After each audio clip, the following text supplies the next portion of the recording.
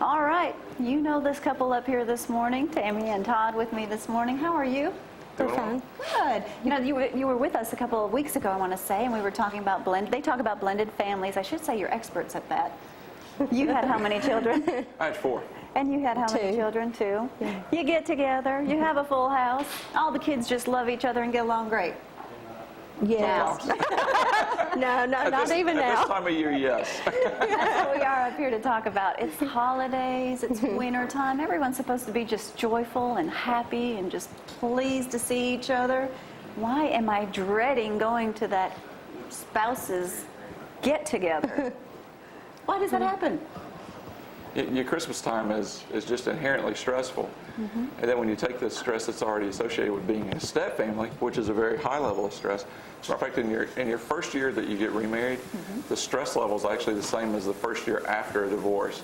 Really? So the stress is one of the key factors that we talk about with step families in our seminars. And when you add to that stress, the stress of a holiday such as Thanksgiving or Christmas and buying gifts and visiting family and the things that you're doing there, it sometimes gets unbearable. So this time of year, our phone calls go way up. Oh, I imagine it does. Speaking of phone calls, we get quite a few, too. You know, Jamie was just telling you, ex-wife called, she was drinking, depressed, leaves a message.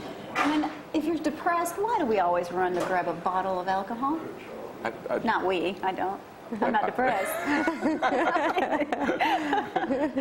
But I mean, why do they do that if they know you're miserable and she probably didn't even remember calling the next morning? Right.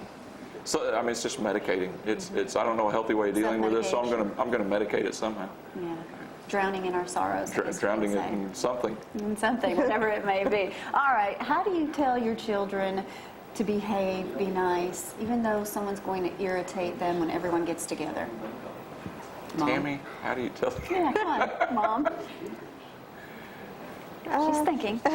We just, a lot of times we go back to family meetings. We have a lot of family meetings if we feel like there's any stress or anything like that. That really helps. So you all sit at the kitchen table and hash it out? No, we actually get in the living room. Everybody just sit around. We just kind of share our feelings, and that really helps to if the kids are under stress, they tell us, and then we kind of work a plan from there.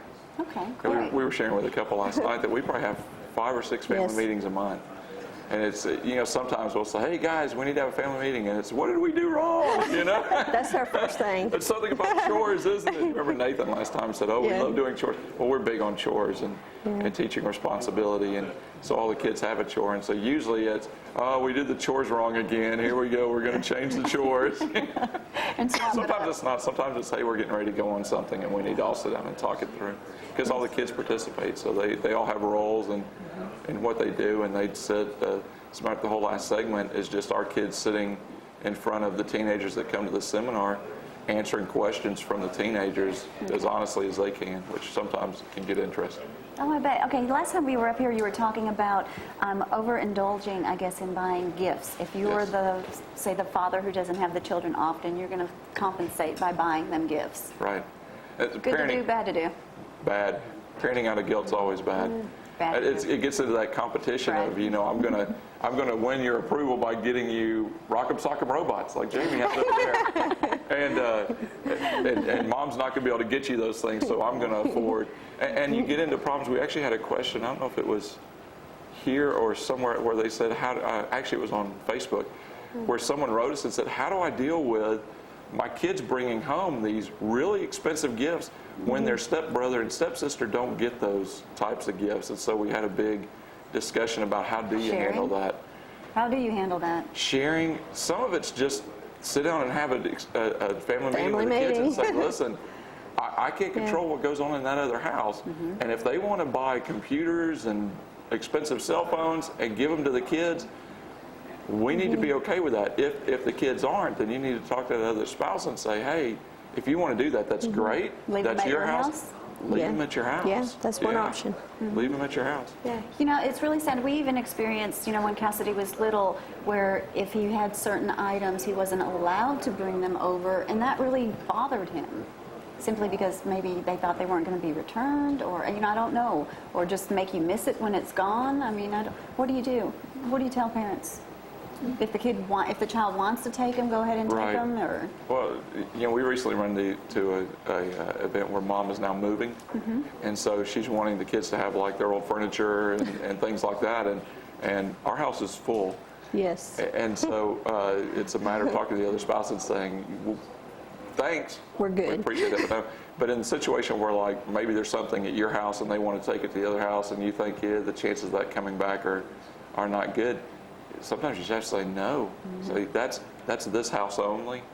I'd be afraid you may leave it, and then you wouldn't have it to play with anymore when you come back home. probably a better way to say it than talk ugly about the other spouse. Is that the biggest thing that you think divorcees do? They talk ugly about the other spouse in front of the child? The worst thing they can do is put the child in the middle. Hey, while you're at your dad's, do me a favor, tell me I haven't paid child support in a while and give you a check. That's the absolutely worst. A lot. That's the worst thing you can do is stick the child in the middle, or within earshot of the child, say, wow, that person's just crazy, or they don't know what they're doing, or they're a terrible parent. But speaking of crazy, I'm going to have to go there. What did a lady say to you? We met someone that knew Jamie, and apparently after our last segment, the kids and Tammy and I talked about it on the way home, like, wow, he's really animated about his ex-wife. And it turned out someone knew her and said that he was right. So, okay, at least one other person thought that this was crazy. I guess that's probably the biggest thing and biggest mistake that you hope you don't do is talk bad about the other spouse, because I think it makes them lose respect for that parent. That's hard to do, though. It is very hard to do. No, it's not impossible. It is impossible. You have to grow up and act like It is impossible. How many times? That's why I'm not sitting out there now. You're not in this. There's a lot of times where we'll tell the grown-ups, we're no longer allowed to wear underoos.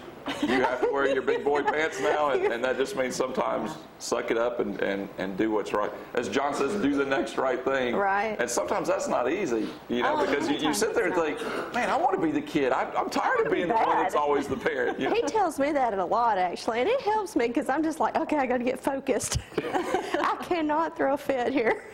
So have you thrown fits in front of your children? Yes, especially when the house is not clean. That's why the chores are really big. Right, and they're big to Tammy's me. big on the kitchen. Yeah. Because as the kitchen goes, so goes Tammy. And so if she gets up, the kitchen's a mess. It kind of ruins the whole day. So that's her big. So I always tell the kids, I'm like, guys, all I'm asking is focus in one area, the kitchen, right?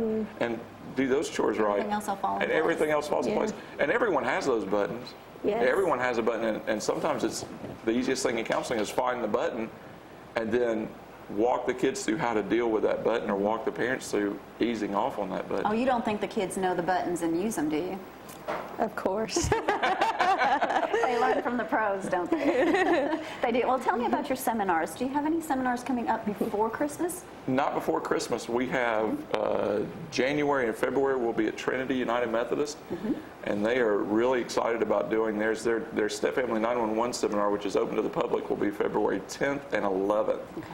And I believe it's up on their website now. So if you want to go check that out, you can go to Trinity United Methodist Church. Is it on your website as well? It's on our website as well. stepfamily911.com. Right. You can go to our schedules and seminars, and you can see. And I think there's a link on our website that'll get you to their website. That's the one coming up in May. We'll be doing a big seminar in Madison for Asbury. Asbury's teamed up with the Rock Family Worship Center. Great. So that's going to be a really big seminar. All right. Any last words for any advice for blended families out there this holiday season?